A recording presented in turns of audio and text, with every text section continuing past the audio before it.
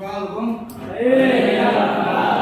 Karena dapat sebelum mulai, Anda inginkan semuanya tapi dilakukan misalnya, kemudian cek temannya yang belum ada siapa di kanan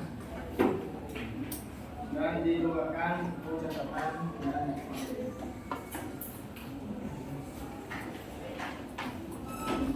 sebelum mulai pada pembelajaran, saya coba oke, coba silakan untuk membuka pembelajaran pada pagi hari ini. Silakan pada jawaban, silakan membuka kegiatan pembelajaran.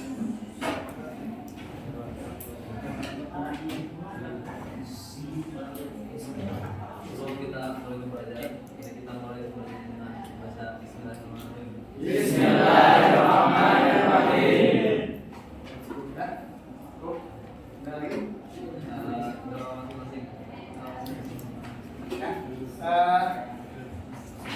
Semuanya hadir semua? Ya, semuanya. Hadir. Sudah hadir. Kalau saya absen terlebih dahulu satu supaya memastikan semuanya sudah lengkap dan siap untuk memberikan.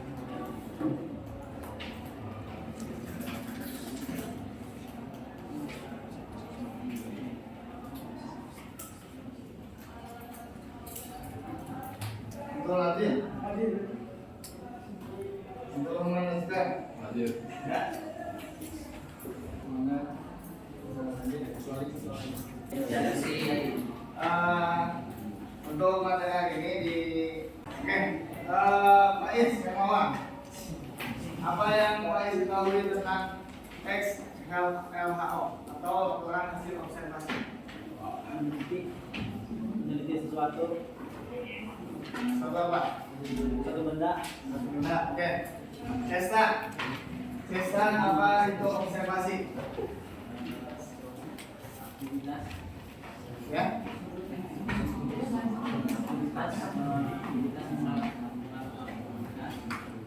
Aktivitas apa? Pengamatan terhadap sebuah objek. Oke.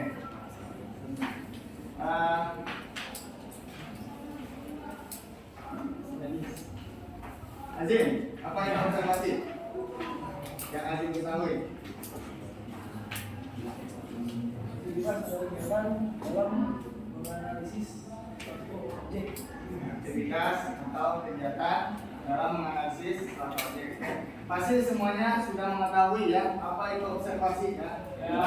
Di mana ketika kita ingin menganalisis ya atau ingin mengamati sebuah pengamatan ya pasti itu dinamakan dengan observasi. Nah, di sini tentunya sudah membahas mengenai hasil identifikasi dalam sebuah teks LHO atau laporan hasil observasi. Nah, di mana kalian sudah seharusnya ya menguasai dalam identifikasi keempat tersebut. Ya, yang pertama kalian pasti sudah mengetahui apa itu dari pengertian sebuah teks hasil observasi, kemudian ciri dalam sebuah teks hasil observasi itu seperti apa ya. Kemudian interpretasi, apa interpretasi ini? Ya, tahu? Nah, apa? Pelaksanaan maksudnya ya. Interpretasi ini adalah penerapan hasil dari yang sudah kalian amati. Ya, misalkan ketika kalian mengamati sesuatu, ya, mengamati sebuah data yang harus kalian amati, ya, ini dinamakan dengan apa? Interpretasi. Ya, kemudian setelah kalian ya mengolah sebuah data tersebut, lahirlah sebuah struktur, ya, di mana ketika kalian membuat teks hasil observasi tersebut harus bagaimana langkah awalnya, kemudian langkah pertengahannya, kemudian langkah akhirnya bagaimana, itu harus kepada struktur tersebut ya. Kemudian setelah itu kaidah kebahasaan dalam teks hasil observasi pun seperti apa ya. Dan yang terakhir penyusunan rangka-rangka di dalam teks LHO itu seperti apa. Mungkin di sini saya akan memberikan satu materi ya mengenai pengertian ciri-ciri dan informasi dalam teks laporan hasil observasi. Ya. Seperti apa yang sudah kalian tahu, ya bahwasanya observasi itu adalah hasil pengamatan berdasarkan suatu objek, ya. Nah, di dalam pengamatan tersebut, ya harus benar-benar fakta. Fakta apa kejelasannya? Ya, harus berdasarkan kenyataan. Kemudian fakta sesuai dengan apa? Ya, sesuai dengan objek yang diamatinya, ya, ataupun yang dianalisa, ya seperti itu. Oke. Nah, di sini, ya kalian bisa melihat ya bahwasanya di dalam gambar ilustrasi tersebut, ya ada sebuah kelompok mahasiswa yang sedang mengamati apa ini?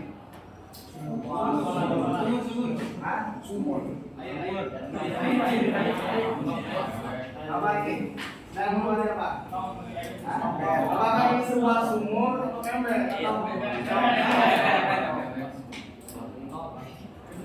Apa? Ya, di sini seorang mahasiswa, sekumpulan mahasiswa sedang mengamati sebuah air limbah, ya. Nah, harta yang kecil pun sampai yang kecil pun, ya harus diamati, ya. Karena kenapa? Karena kenapa?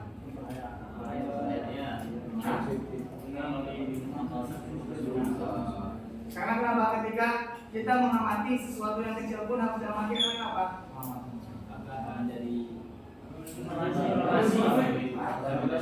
Ya, agar detail terstruktur laporan yang dia amati, ya. Jadi ketika kalian mengamati apapun sebuah pengamatan, ya pasti dinamakan dengan observasi. Nah, pertanyaannya apa yang membedakan antara teks berita dan teks observasi?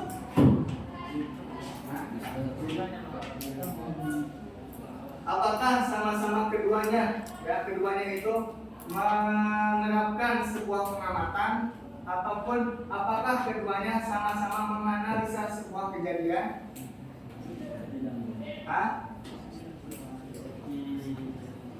Apa yang bisa anda mengetahui mengenai teks berita dan teks hasil observasi? Dan apa perbedaannya? Abi dia, apa perbedaannya Abi dia? Perbedaannya kalau teks laporan observasi itu berdasarkan pengamatan yang dilakukan secara langsung, langsung terjun ke lapangan. Kalau teks berita berdasarkan hal-hal yang diketahui aja, didapatkan tanpa ada pengamatan secara langsung. Jadi apa yang membedakan? Kalau Teks laporan hasil observasi, ya berisi penjabaran umum mengenai sesuatu yang didasarkan pada hasil kegiatan observasi, ya.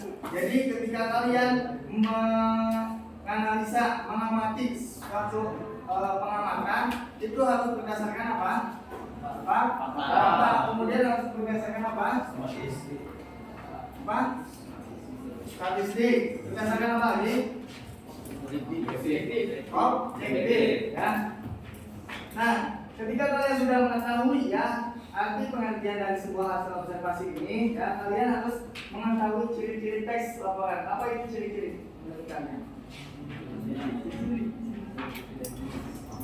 Identitas, jenis, apa lagi?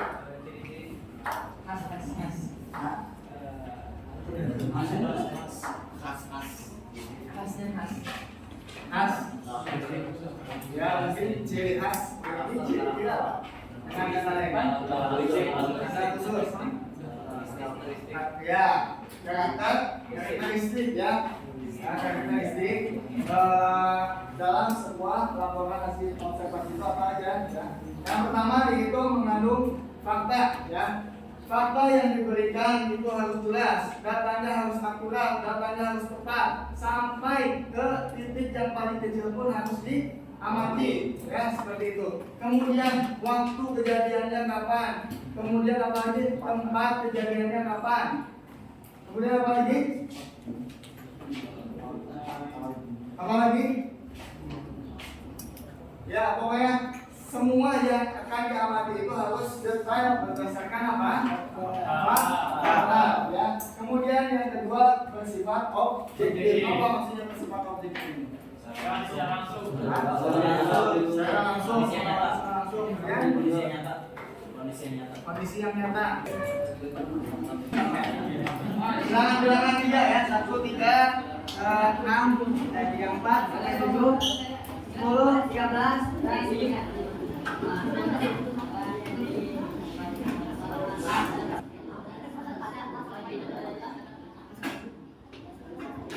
11 ya, 12, 15, kemudian 16, 16 ya.